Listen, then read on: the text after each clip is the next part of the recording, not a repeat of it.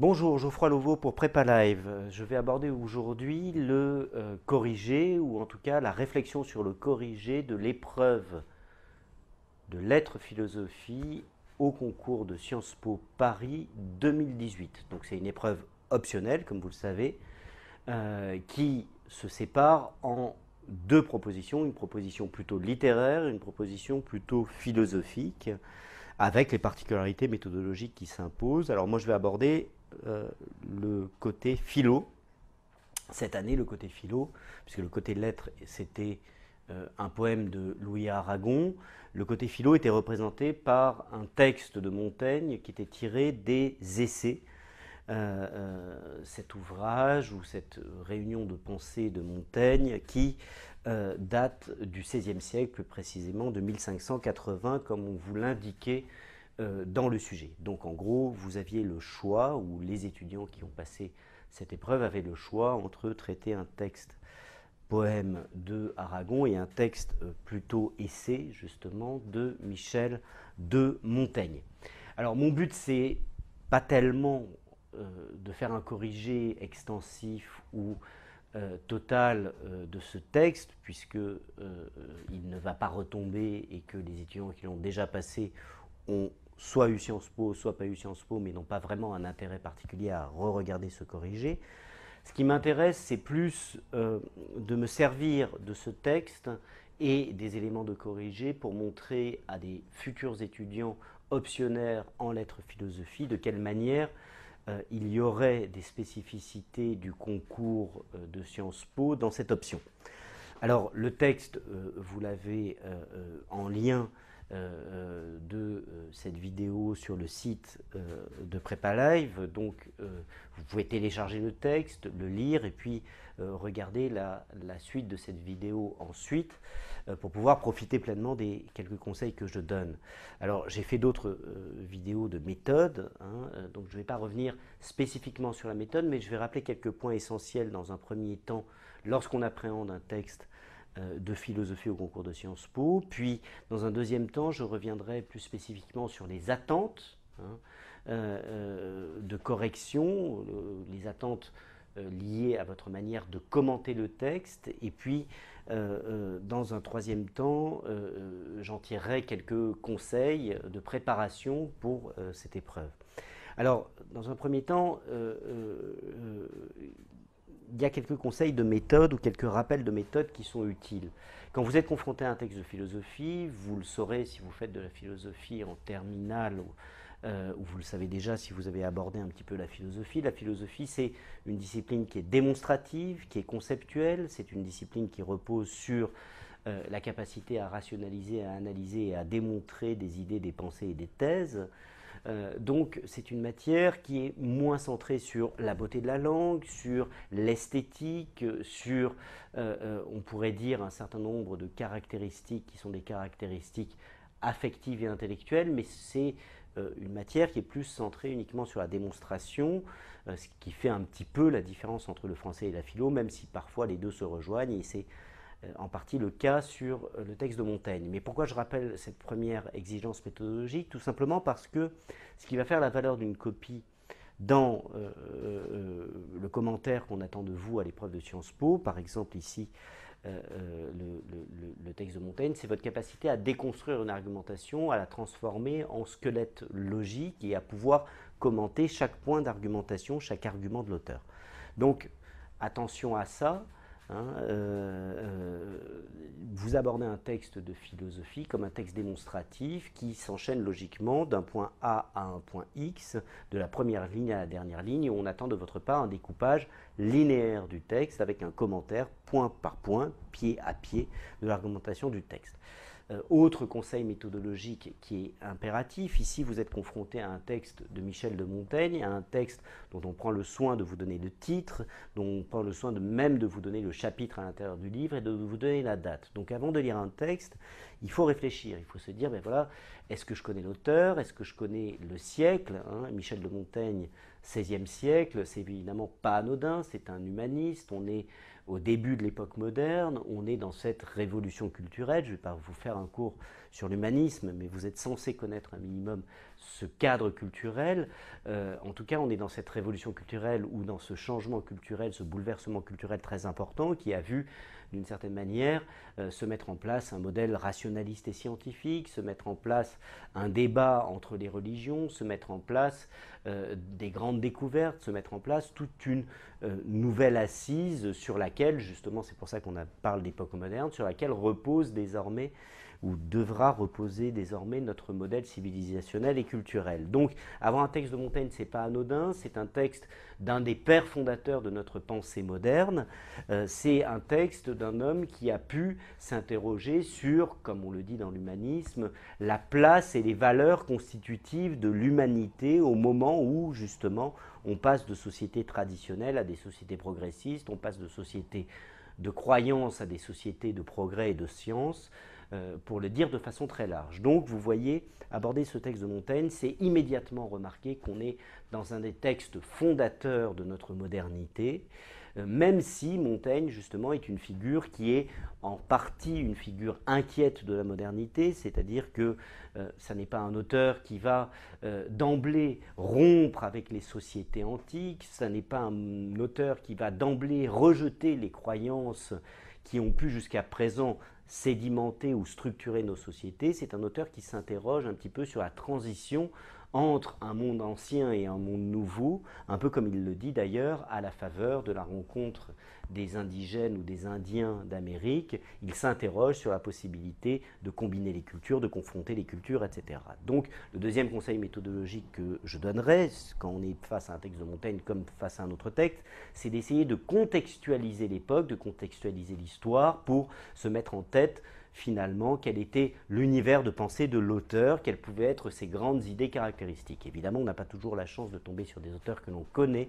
mais il y aura, et j'y reviendrai dans les derniers conseils que je donnerai, il y aura une attention particulière à porter à cet univers culturel et donc à la connaissance d'une certaine histoire de la pensée, d'une certaine histoire des auteurs, et ça fait d'ailleurs partie du programme de philosophie que vous avez en terminale. Vous avez un certain nombre d'auteurs qui sont à votre programme, et à Sciences Po c'est très sérieux puisque d'une certaine manière le choix, le tri entre les étudiants pourra se faire entre justement ceux qui connaissent les grands auteurs et ceux qui les connaissent moins, voire qui ne les connaissent pas.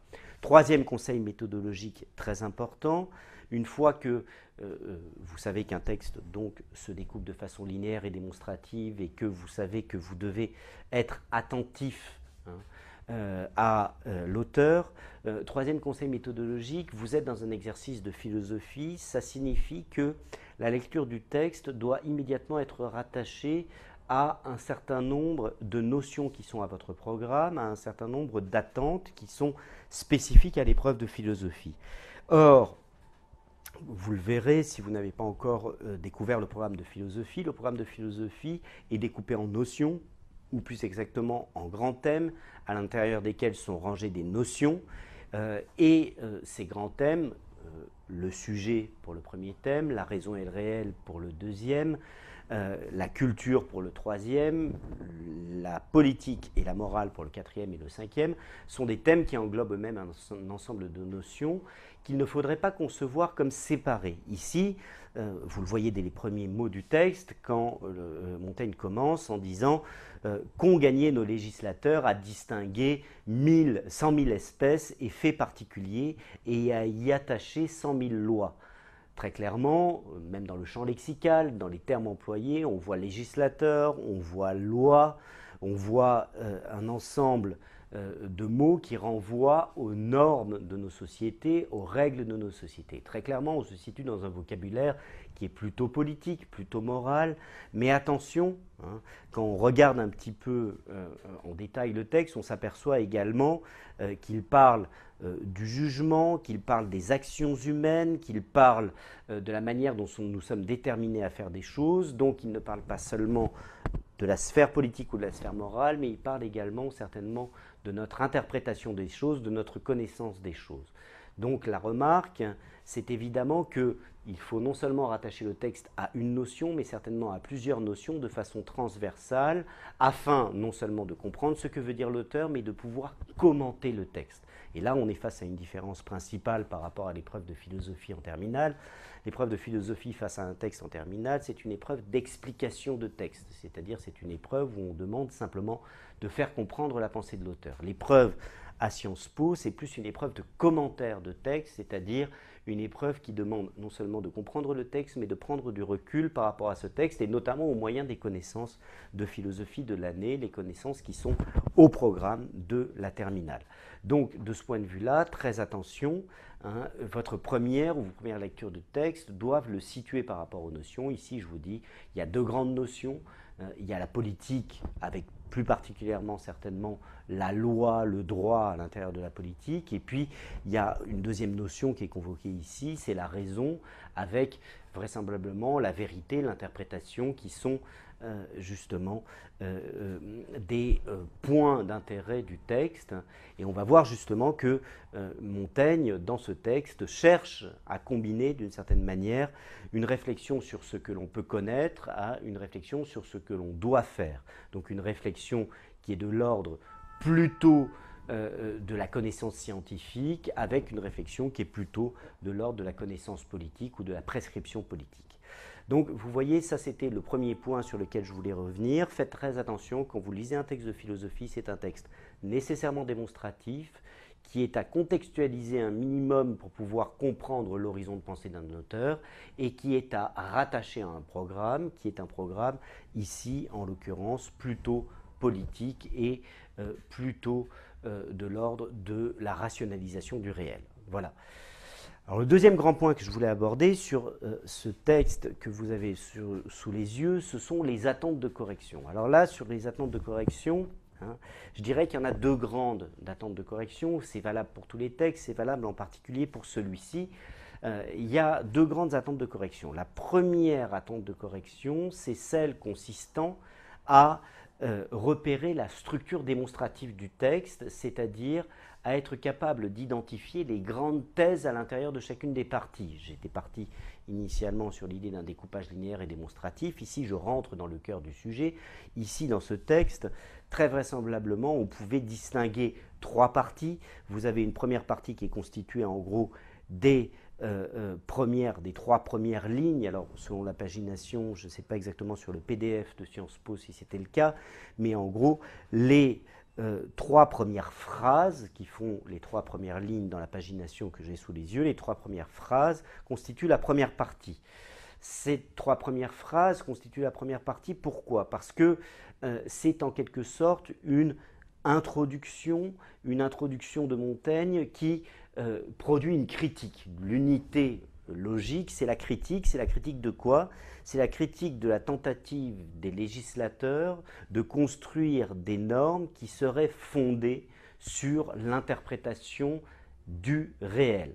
En gros, Montaigne cherche à se démarquer prudemment des législateurs, qui sont les législateurs de son époque, ce sont les rois, mais ce sont également les hommes d'église, ce sont ceux qui produisent des lois politiques, des lois morales qui visent à normer le comportement, à classer le comportement des hommes pour juger de ce comportement.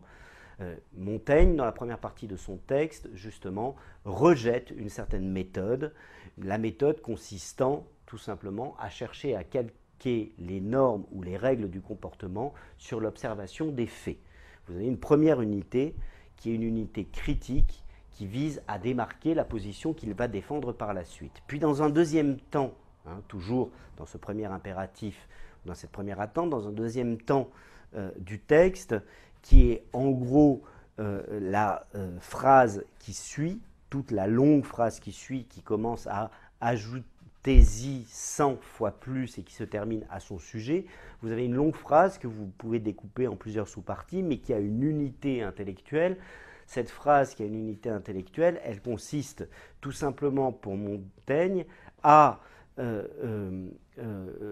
hypertrophier d'une certaine manière sa critique des législateurs, à hypertrophier sa critique des législateurs en montrant que quand bien même on serait progressiste, quand bien même on pourrait penser que les législateurs vont s'améliorer dans leur compréhension des comportements humains, à ses yeux, leur méthode est fondamentalement condamnable parce que les règles, les normes qui doivent diriger la vie des hommes ne peuvent pas se fonder sur une intelligence des faits, puisque l'homme est fondamentalement original et fondamentalement différent et fondamentalement individuel.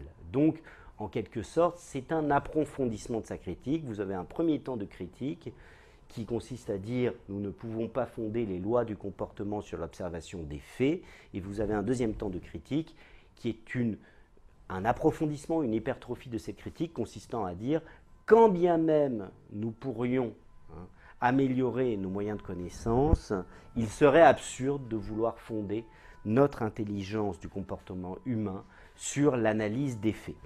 Donc vous avez un deuxième temps d'approfondissement de la critique, puis vous avez un troisième temps dans ce texte qui est un temps de solution, forcément, puisqu'il va critiquer. À la fin de sa critique, il va proposer des pistes de solution, et la troisième partie du texte, qui est la fin du texte, et donc, ce sont donc les deux dernières phrases. Ces deux dernières phrases proposent une solution ou proposent une piste, cette piste consistant à dire plutôt que observer les faits pour fonder les normes, nous devons au contraire chercher à produire quelque chose comme des lois simples, des lois rudimentaires. Alors là, il faut s'interroger évidemment sur le sous-entendu de Montaigne, et c'est pour ça que la connaissance de l'auteur est utile. Ce que Montaigne a vraisemblablement en tête, c'est de dire que les lois, les règles des comportements humains ne doivent pas se fonder sur la considération des cas, sur la considération des faits, mais doivent se fonder sur des grands principes ou des valeurs simples, grands principes et valeurs simples, qui justement dépendent de la réflexion humaine, de la réflexion morale, et ne dépendent pas de la réflexion sur les faits.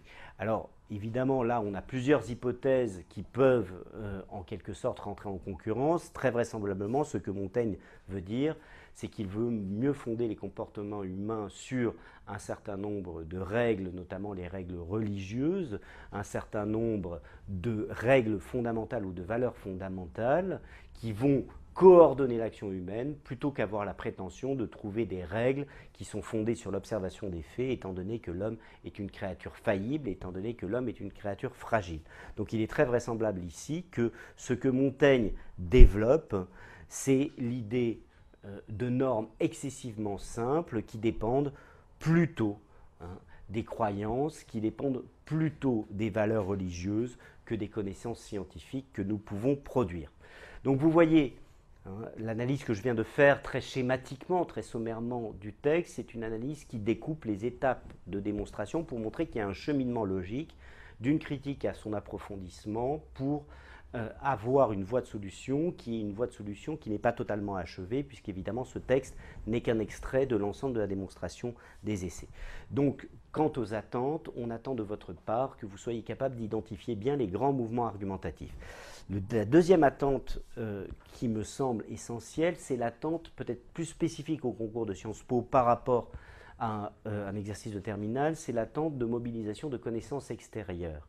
Ici, vous êtes confronté à un texte qui prend une option, qui défend une thèse, qui est assez engagé, puisqu'en quelque sorte, c'est un homme qui, tout en reconnaissant d'une certaine manière les connaissances scientifiques que les hommes peuvent produire, la connaissance qu'ils peuvent avoir du réel, en dénie les acquis, ou on pourrait dire les atouts moraux et politiques qui pourraient en découler. D'une certaine manière, aux yeux de Montaigne, la connaissance que nous avons du réel est une connaissance particulière et faillible qui ne permet pas de fonder notre action sur des principes immuables, sur des principes stables.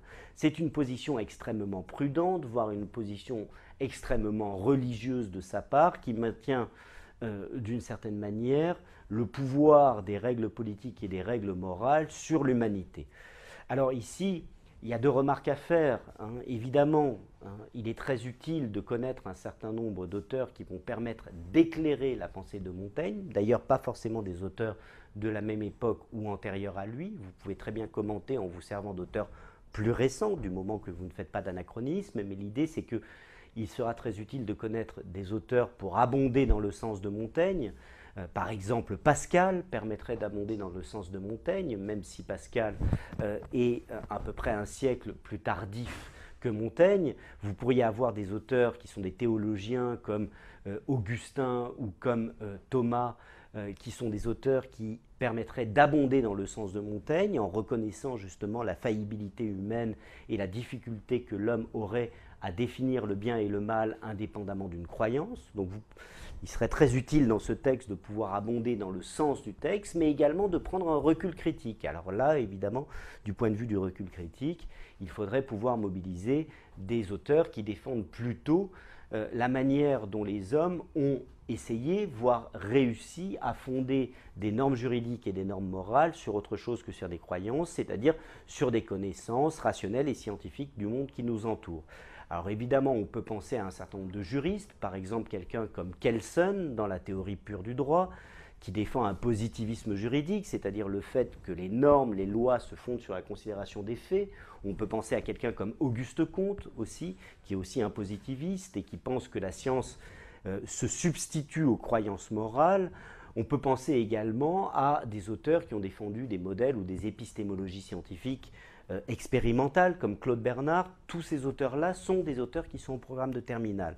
Et donc ces auteurs permettraient de prendre du recul critique par rapport au texte en disant finalement peut-être que la proposition de Montaigne est une proposition que l'on pourrait critiquer, dont on pourrait se distinguer pour essayer de proposer justement un débat où à l'intérieur des sous-parties on pourrait mettre en balance, mettre en péril et trouver une dynamique de problématisation à l'intérieur du commentaire. Ça c'est essentiel dans l'exercice à Sciences Po de philosophie. Donc, vous voyez, dans les attentes fondamentales, on vous demande de déconstruire l'argumentation logique, mais on vous demande également d'apporter un certain nombre de connaissances qui vont vous permettre d'éclairer les débats inhérents au texte. Je terminerai maintenant par quelques conseils, après avoir évoqué quelques rappels méthodologiques et puis quelques exigences spécifiques à ce texte sur Montaigne. Maintenant, quelques conseils. Au-delà de ce texte de Montaigne, vous l'aurez compris, ce qui est attendu à Sciences Po dans l'épreuve de lettres-philosophie et notamment dans sa version philosophique, ce qui est attendu, c'est une très bonne maîtrise du programme et des outils techniques. C'est-à-dire que, évidemment, je passe sur tout ce qui est correction de l'écriture, style, qui sont importants, mais ce qui est fondamental, c'est pas seulement de posséder une bonne méthode, mais c'est également de posséder une très bonne connaissance des notions, des repères et des auteurs qui sont à votre programme. Donc, c'est la raison pour laquelle on considère que les options sont réservées à ceux qui suivent les filières qui sont adéquates avec ces options. Donc, si vous venez de filières littéraires, vous allez plutôt passer cette épreuve lettres-philosophie. Si vous venez de section SES, vous allez plutôt passer l'épreuve de spécialité SES. Pourquoi? Tout simplement parce que ça requiert de votre part une maîtrise parfaite de votre programme, une maîtrise parfaite des débats internes à votre discipline. Donc, si j'ai des conseils à donner pour la préparation de cette épreuve de lettres-philosophie, c'est finalement deux conseils. Un conseil, peut-être pour ceux qui visionneront cette vidéo avant l'été, le premier conseil, c'est tout simplement de se renseigner sur le programme de philosophie, c'est-à-dire de télécharger le bulletin officiel que l'on trouve sur le site du ministère qui définit le programme de philosophie et lire attentivement ce bulletin officiel pour comprendre quel est l'esprit de la philosophie, pour comprendre quelles sont les notions qui sont au programme, voire pour commencer à creuser un tout petit peu ces notions. La compréhension générale des notions et de leur rapport logique est essentielle si vous voulez préparer Sciences Po. Et puis la deuxième chose, évidemment, c'est au-delà de ce conseil pour l'été, de lecture du programme et de découverte du programme, la deuxième chose, c'est pendant l'année de prendre au sérieux systématiquement tous les textes que vous pourriez lire sur des thèmes.